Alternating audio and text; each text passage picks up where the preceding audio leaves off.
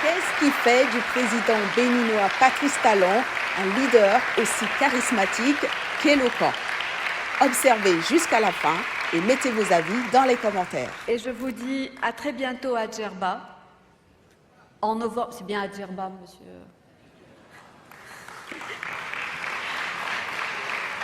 En novembre prochain, pour le sommet de la francophonie et son forum économique sur les pas d'Ulysse, le bienheureux, qui a fait un long voyage, comme dit le poème, et qui succomba au chant des sirènes. Merci beaucoup.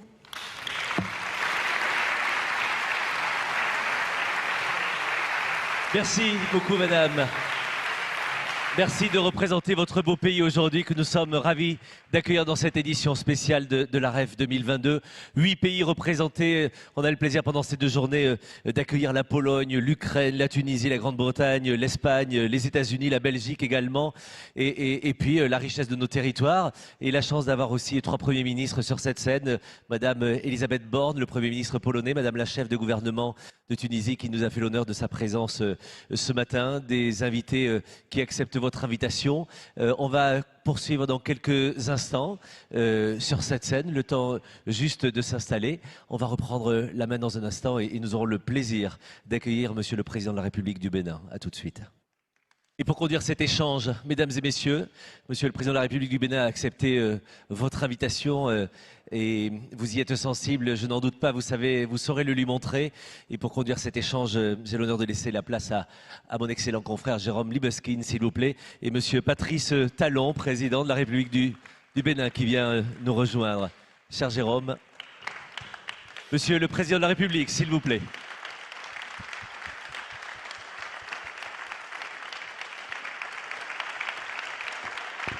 Bonjour monsieur, bienvenue. Bonjour à toutes et bonjour à tous et bonjour monsieur le président Patrice Talon. Merci d'avoir répondu à l'invitation du MEDEF et de l'ensemble des entrepreneurs français. Il y a de nombreuses personnalités politiques qui s'expriment ici depuis hier. Nicolas vient d'en faire la liste non exhaustive. Mais vous avez une particularité, une singularité, c'est que vous avez été, vous êtes peut-être plus, mais vous avez été un entrepreneur et un entrepreneur à succès. Vous connaissez donc par cœur les défis du secteur privé. En quoi cette expérience de grand patron que vous avez été joue un rôle dans la manière dont vous exercez aujourd'hui votre mandat à la tête de votre pays, à la tête du Bénin? Je voudrais d'abord exprimer tout le plaisir qui est le mien à me retrouver ici au sein de la Gotha des entrepreneurs de France. Et pour répondre à votre question, je veux dire que je partage avec tous ceux qui sont ici les mêmes éléments d'ADN. Nul n'est ici, en tout cas ne peut porter le titre d'entrepreneur ou de patron s'il ne possède les 3 ingrédients essentiels, nécessaires et suffisants. L'ambition, le sérieux et le labeur, acharné, travail. Ce sont ces choses-là qui caractérisent les entrepreneurs. Et quand on les a, il n'y a pas de risque, on va au succès, dans tous les cas. Quand on ne l'a pas, c'est éphémère. Et on ne peut jamais se développer durablement, s'enrichir, si l'un de ces 3 éléments vous manque. Vous avez beau gagner au loto, si vous n'avez pas d'ambition, vous allez perdre tout ce que vous avez gagné.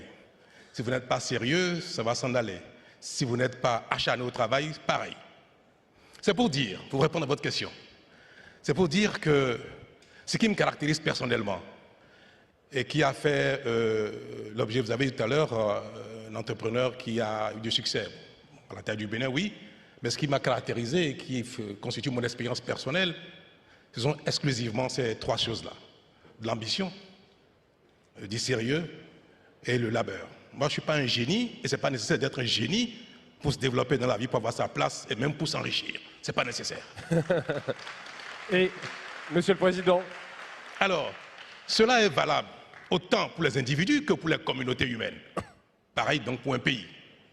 Si dans un pays vous avez de l'ambition, collectivement, vous êtes sérieux, vous êtes laborieux, vous allez vous développer. Et c'est cela qui nous a manqué, malheureusement. En tout cas, à ce qui concerne mon pays. Pendant longtemps. Je ne dirais pas que cela a fait défaut à tous les Béninois pris individuellement. Parce que les hommes sont pareils partout, pris individuellement. Mais parfois, ce sont l'esprit communautaire ou bien les leaders des communautés qui n'ont pas ces ingrédients-là. Donc, il a suffi pour moi, tout banalement, de mettre en œuvre ce qui a fait mon parcours personnel et mon petit succès, le constat de ce qui nous manque au Bénin, ce qui a manqué aux leaders, c'est l'ambition, le sérieux et l'acharnement au travail. Je l'ai partagé avec mes concitoyens et ça a été pratiquement la seule chose que je sais faire, mettre les gens au travail, faire les réformes pour que nous soyons plus sérieux, exprimer de l'ambition et être acharnés au travail. Cela appelle bien sûr que là où on n'a pas de compétences, on va les chercher, quel que soit le prix. C'est tout. Et c'est comme ça le sens de mon action à la tête du Bénin depuis quelques années. Et c'est ça le message que vous voulez porter ici aujourd'hui face aux entrepreneurs français qui sont... Ah non, je n'ai pas de leçon à donner à ceux qui sont là, ils le savent déjà. J'ai pas dit une leçon, j'ai dit un message. Le message que je veux leur passer, c'est que le Bénin, depuis quelque temps, est devenu un pays qui a de l'ambition, notamment par ses responsables, et cela est largement partagé, sérieux et acharné au travail. C'est cela qui nous caractérise depuis, et on voit déjà les résultats. Et donc c'est ça le message que vous êtes venu porter pour dire aux entrepreneurs qui sont réunis aussi ici, qui sont aussi peut-être des investisseurs, que le Bénin est peut-être un pays auquel il faut penser quand on a envie de se développer en Afrique, un pays dans lequel, j'allais dire, il fait bon investir, entre guillemets. Et tout à fait, je ne vous le fais pas dire. Vous savez, l'Afrique est vue comme un continent à risque, de manière générale. Mais pire que ça, les pays d'Afrique sont vus comme, en général, comme des pays pas beaucoup sérieux, pas très sérieux. Ce n'est pas toujours faux, je viens de le dire. Mais il faut observer le parcours des pays africains, notamment le mien, le Bénin. Je l'ai dit quand j'étais en visite officielle en Norvège il y a quelques années, j'ai dit aux autorités norvégiennes, je suis venu ici pas pour solliciter quoi que ce soit, mais c'est pour vous demander de nous observer, de voir comment ce pays va évoluer dans les années à venir. Et aujourd'hui, ce que j'ai envie de dire aux entrepreneurs qui m'entendent, c'est le Bénin a changé. Et ce n'est pas le Bénin seul, beaucoup de pays sont en Afrique, c'est vrai. Il reste encore quelques insuffisances, quelques appréhensions en ce qui concerne un bon nombre d'entre nous. Mais cela s'observe. Et investir en Afrique, au-delà de la mauvaise appréciation du risque, aujourd'hui peut paraître plus aisé que ce ne l'était il y a quelque temps, ou même plus aisé que dans beaucoup d'autres pays du monde. Le moment est arrivé. Et mon message tout particulier est celui-ci. Vous permettez que je parle du Bénin. J'aurais bien voulu parler de l'Afrique. Madame la Première ministre, vous avez dit l'essentiel sur le continent africain. Maintenant, je vais parler un peu du Bénin. Ce que je voulais dire est que ceux qui ne sont pas béninois m'excusent, le Bénin est en train de devenir l'oasis en Afrique, où les problèmes d'éducation, de santé sont en train d'être réglés à une grande vitesse. Nous avons fini de régler les problèmes d'infrastructures portuaires. C'est en cours, mais c'est bien engagé. Aéroportuaires, routières, énergétiques. Investir au Bénin, aujourd'hui, venir investir au Bénin, vous avez de l'électricité de qualité et avec possibilité d'une convention sur le prix. On peut vous vendre de l'électricité moins cher qu'en Chine, au Bénin, aujourd'hui. En ces périodes de sobriété énergétique, ça a de la valeur. Je ne vais pas être trop long, le reste, je vous laisse vous. Mais juste pour qu'on ait une idée, vous dites que évidemment il y a une partie du travail qui a été accompli, il y a une partie du travail qui est encore à accomplir. Juste pour qu'on ait une idée, quelle est l'évolution des investissements privés, notamment français, l'évolution entre il y a quelques années et aujourd'hui? Est-ce que vous avez constaté que le travail que vous menez porte ses fruits et attire les investisseurs étrangers et notamment les investisseurs français? Ils sont encore faibles, il faut l'avouer. Aujourd'hui, l'État béninois reste l'investisseur essentiel. Parce que nous avons beaucoup de retard à rattraper. Je viens de dire tout à l'heure, en matière d'infrastructures, de l'eau, de l'énergie, du numérique, des infrastructures de communication. C'est en cours. Et nous avons avancé à un rythme effréné et le niveau auquel nous sommes aujourd'hui est très satisfaisant. C'est le moment d'intéresser les investisseurs étrangers à ce qui se passe au Bénin. Les entreprises béninoises, les investisseurs béninois ont fait beaucoup d'efforts et nous avons pratiquement doublé notre PIB en peu de temps. C'est maintenant que nous commençons à observer qu'il y a des intérêts qui se manifestent. Nous avons mis en place une zone économique spéciale dans laquelle, malheureusement, il n'y a pas encore beaucoup de Français, mais il y a beaucoup d'Asiatiques, malheureusement. Parce que je suis en France que je dis ça, malheureusement. Nous attendons que, une fois encore, l'Asie ne double pas la France sur ce terrain, parce que moi j'ai un attachement particulier pour la France. Je ne parle que français, je ne parle pas chinois, je ne parle pas anglais, je ne parle aucune autre langue, c'est mon insuffisance, mais je me sens bien quand je suis avec les Français. Mettez le micro un tout petit peu plus près de votre bouche. Le micro un tout petit peu plus près. D'accord. En plus, j'ai un patronyme qui ressemble au vôtre. Je m'appelle Talon. Donc j'ai un attachement particulier, un peu émotionnel avec la France. Et j'attends que les entreprises françaises, les entrepreneurs français viennent constater par leurs yeux ce qui se passe et prennent le risque de venir faire quelque chose, aussi petit soit-il, pour commencer. On comprend votre attachement à la France et on le salue et on l'apprécie. Mais est-ce qu'il y a de la concurrence? Est-ce que vous dites aux gens, aux investisseurs qui seraient intéressés par venir intéresser au Bénin, dépêchez-vous parce qu'il y en a d'autres qui n'attendent pas? Je l'ai dit au président Macron qui était à Cotonou il y a un mois environ, un mois et demi. Il dit c'est maintenant qu'il faut venir. Et nous avons des raisons de le proclamer, d'insister là-dessus, parce que nous avons fait les réformes qu'il faut pour mettre le pays au travail, sérieusement. La justice fonctionne bien, beaucoup mieux que par le passé, je dirais même très bien. La police, la sécurité. Et ce que nous avons fait aussi qui est remarquable, nous avons beaucoup assoupli les règles, la législation du travail. Je dirais même que nous avons dérégulé. Au Bénin, oui. Nous avons dérégulé, nous avons totalement dérégulé l'environnement du travail. Et au Bénin, vous pouvez employer quelqu'un avec des contrats à durée déterminée indéfiniment. C'est pas, on ne fera pas de grief du tout d'employer quelqu'un 2, 3, 4 fois avec des contrats à durée déterminée. Nous disons que l'entreprise a besoin de travailleurs sérieux, attachés à l'entreprise, et on s'attache en général à celui qui vous donne satisfaction. Je viens du secteur des entreprises. Je sais combien on peut faire des efforts pour augmenter, doubler les revenus d'un salarié quand il est bon. Donc, ce n'est pas la loi qui fait la relation entre l'entrepreneur et son employé. Ce n'est pas la loi. C'est une erreur que commettent les États en général en essayant d'organiser, de réguler, de structurer la relation entre l'entreprise et les employeurs, croyant que c'est une façon de rendre plus durable l'emploi. Ce n'est pas vrai. Et ça, ça n'a pas été facile parce qu'il fallait convaincre les partenaires sociaux, convaincre les parlementaires, mais cela a été fait et nous avons une législation au Bénin qui n'a son pareil nulle part en matière de souplesse dans la réglementation du travail. Ce que vous êtes en train de nous raconter, Monsieur le Président, ça décrit, si j'ai bien compris, votre vision de l'action publique. Vous dites qu'elle doit être, pour être respectée, elle doit être efficace et se traduire par des réalisations qui soient à la fois concrètes et rapides. Vous l'avez dit, il y a eu beaucoup de choses qui ont été réalisées au Bénin depuis votre arrivée à la présidence.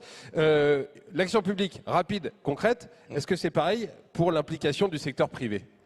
Oui, nous avons entrepris des réformes difficiles. Je donne un exemple. Quand vous attaquez aux acquis des travailleurs en matière de droit de grève, c'est quelque chose que j'évoque avec peine, mais parfois, mais souvent avec fierté aussi, parce que nous avons réduit au Bénin les droits de grève. Si vous permettez, en quelques minutes, je vais vous raconter ce qui s'est passé. Vous allez comprendre pourquoi. Parce qu'on nous fait souvent ce grief un peu dans le monde, que le régime actuel s'est attaqué aux acquis démocratiques. Quand je suis arrivé en 2016, nous avons eu une séance avec les partenaires sociaux au sujet des revendications des salariés du public. Et ils avaient des exigences démesurées. Et je leur ai dit, vous regardez dans l'assiette, on n'a pas les moyens de satisfaire vos exigences. Le Bénin est un petit pays, nous collectons peu d'impôts, la pression fiscale est très faible, par rapport au PIB. J'aime pas beaucoup ce mot pression fiscale, je préfère dire la contribution nationale fiscale. Trop faible. Mais ils disent, on n'en a rien à faire, Monsieur le Président, si vous ne le faites pas, le pays sera paralysé. Je dis, je ne pense pas. À la fin de la séance, un des syndicalistes me dit, Monsieur le Président, vous allez finir par céder. Je dis, mais je vais bien, puisque j'aurai les moyens, dès que les moyens seront là, nous allons céder. Il me dit non. Quand il commencera par avoir des morts dans les hôpitaux, dans les maternités, Monsieur le Président, vous allez céder. Je le regarde, je dis, ben, la séance est levée. C'était un lundi, et le mercredi, en Conseil des ministres, je dis aux membres du gouvernement, je vais arrêter de tout faire. On va, les routes, les hôpitaux, tout ça, de côté. On va attaquer au problème syndical, au problème des grèves. Nous allons légiférer pour réorganiser le droit de grève. Parce qu'un pays qui n'a pas de ressources, et dans lequel les quelques-uns, plutôt une minorité, mais utile, veut s'accaparer de tout ce qu'il y a, au détriment des investissements en matière d'école, de santé, de route et d'énergie et consorts, ce n'est pas admissible. Et nous avons, effectivement, j'ai rencontré les parlementaires, je les ai convaincus et nous avons légiféré. Désormais au Bénin, la grève est interdite dans les secteurs vitaux comme la santé, la police, les pompiers, tout ce qui est concours à la survie des concitoyens. C'est interdit. Dans les autres secteurs, la grève est limitée à 2 jours maximum par mois et 10 jours par an. C'est vrai, c'est un recul par rapport aux acquis de démocratie. Mais vous savez, moi je n'ai pas l'ambition d'avoir une expression démocratique identique à la France. Je vais vous dire pourquoi. Je vois des gens qui sont choqués. Je vais vous dire pourquoi. Quand un pays comme la France, l'Italie, les États-Unis consorts sont des pays construits, organisés, structurés, et que la plupart des fondamentaux sont acquis, l'expression démocratique peut flirter avec l'anarchie. C'est pas grave, ça ne compromet pas la survie du pays. Moi j'ai vu ici les Gilets jaunes. J'ai vu combien ils ont été très agressifs, très forts dans leurs revendications. Cela caractérise la France désormais. Nous sommes dans un pays, vous me le permettez, où les gens votent pour élire un président, des parlementaires, pour légiférer, pour exécuter un programme pour lequel les gens ont été élus.